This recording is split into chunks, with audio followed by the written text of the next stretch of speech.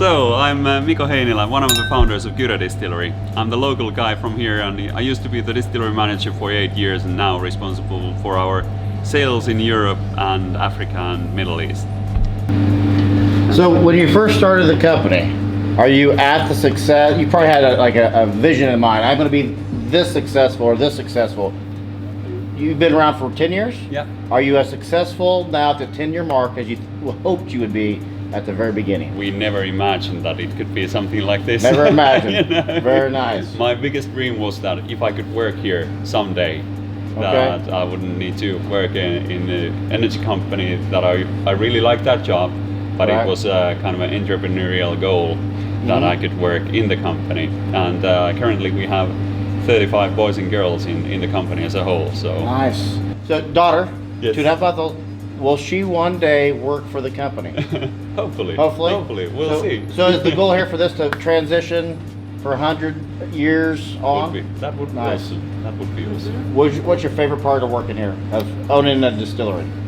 People. People? Yes. Hanging out with people? Yeah. So.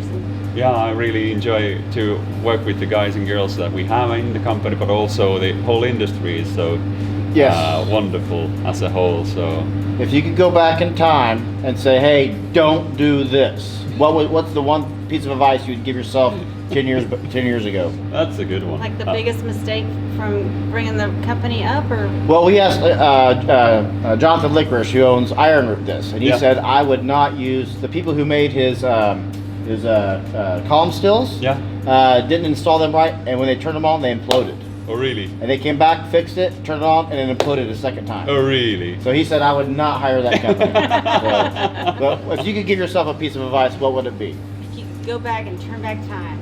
That's a good one, because quite often, even though there has been hard times, we're always considering that we can learn something from those ones. Right. So it's difficult to say one point that I would like to change. I think that all of the bits and pieces were needed during our journey. It's a great answer. So here we have the whiskey side of things. So starting from new make, this is kind of our specialty. But then Kyrö malt, 100% malted rye, Finnish rye. Then the same distillate finished in Oloroso casks, so not bad at all. And then really special ones, Alder smoked 100% malted rye. So Alder smoke is something unique, especially in Finland. Back in the days, 100 years ago, all of the rye and barley was dried in barns, smoking alder smoke. And alder smoke eventually dried up the grains. Nice. So we are using the same tradition, but then doing that with a unique way in the world. And then, last but not definitely least, so Kyrö peat smoke, 100% malted rye, and this has peat smoke. Nice. But what is special about that one is also that it's Finnish peats. Okay. So not the Scottish I'm type. excited about that one. Yeah, because usually the Scottish are using more of a, it has more fragrances from the sea, kind of a salty ones, might be even sulfurous types. But what we are using here is Finnish sweetwater peats. So it's already sweet and round, and matching that with 100% malted rye, which is already sweet and round.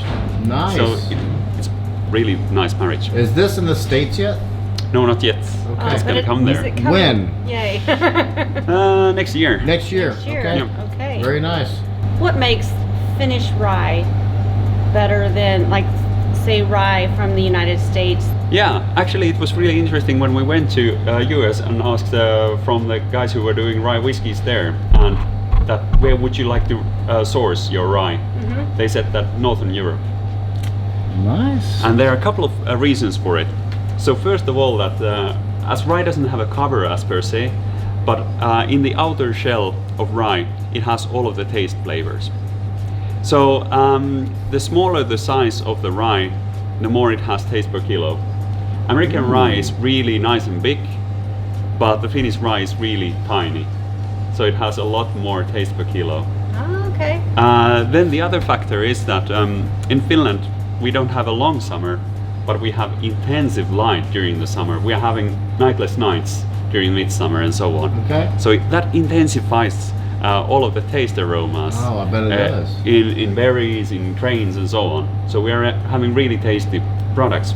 Never thought of that. Yeah. Okay. And also, as per the long-term studies, we are having the purest air in the world and purest water in the world. And topping that one with farming. So because we have such harsh winters, we don't need that much of pesticides, for example. Ooh. So the farming is also really pure. So we don't have residuals in the grain. Nice. So pure, tasty rye. So that's kind of also our secret weapon. And also when you're diluting your whiskey, so you're having the purest water in the world. So Right. Nice. Right. So we like, if it's cold here, how do you age it differently? well, I have an answer to you, but that's for that one we need to visit the warehouse. Favorite mixed drink of yours with whiskey? With whiskey, I think one of the best ones is Manhattan. Yes. And actually, our, for example, with Kyrö malt and Oloroso, it really rounds it up. It's really sweet and round, and it kind of Nice. marriages. And I love that you just said the name of the whiskey. So in America, we murder your name, Kyro, as Kyro. Would you please tell the folks how to properly pronounce your whiskey? It's Kyrö. Kyrö. So yes, we've been saying it wrong, and we apologize. From all of America, we apologize. So. No worries. There's only like 5 million native speaker on Finnish, so There you go.